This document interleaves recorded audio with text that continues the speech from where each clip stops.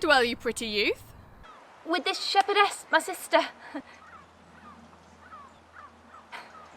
Here in the skirts of the forest, like fringe upon a petticoat.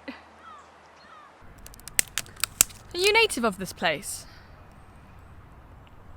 As the coney that you see dwell where she is kindled.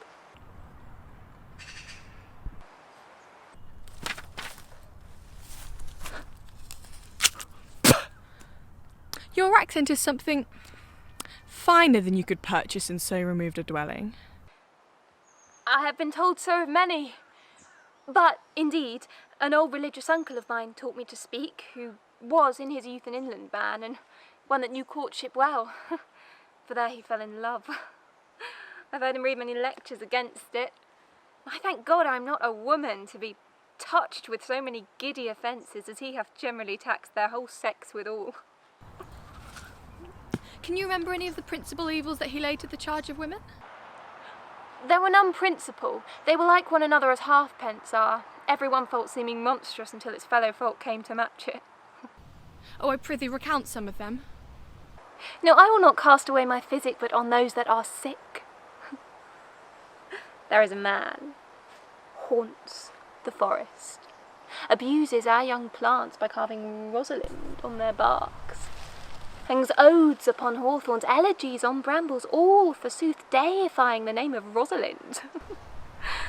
Oh, if I could meet that fancy monger, I would give him some good counsel, for he seems to have the quotidium of love upon him.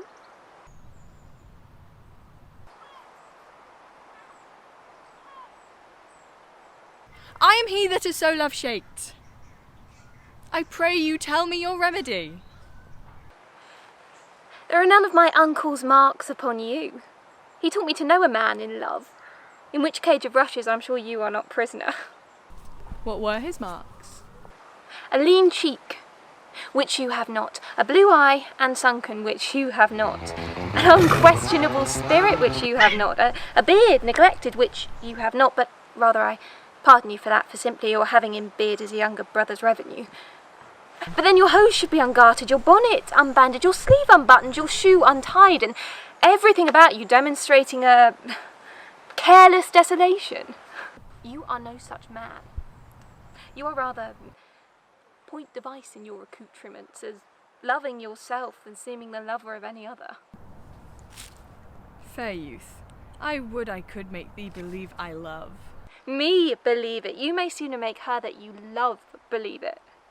Which, I warrant, she is apt to do than confess she does.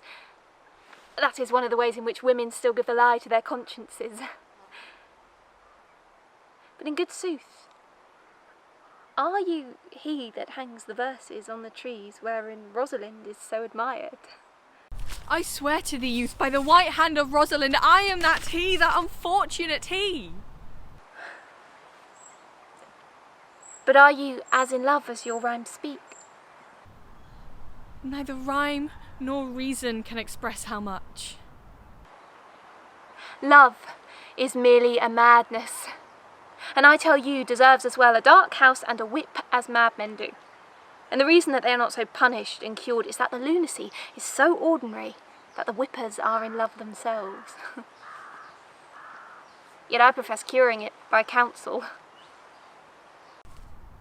Did you ever cure any so? Yes, one, and in this manner.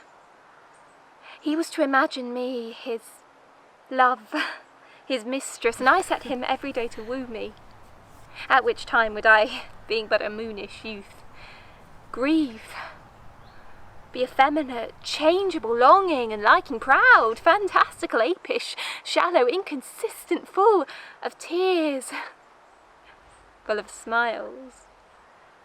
For every passion something, and for no passion truly anything.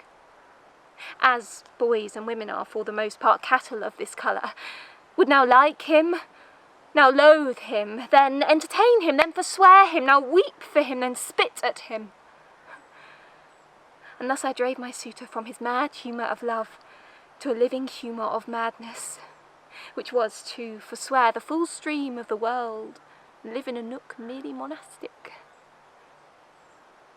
And thus I cured him. And this way will I take upon me to wash your liver as clean and sound as a sheep's heart, that there will be not one spot of love in it. I would not be cured, youth. I would cure you, if you would but call me Rosalind and come every day to my cot and woo me.